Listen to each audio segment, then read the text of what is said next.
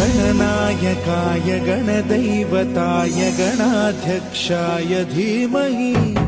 गुणशरीराय गुणमण्डिताय गुणेशानाय धीमहि गुणातीताय गुणाधीशाय गुणप्रविष्टाय धीमहि एकदन्ताय वक्रतुण्डाय गौरीतनयाय धीमहि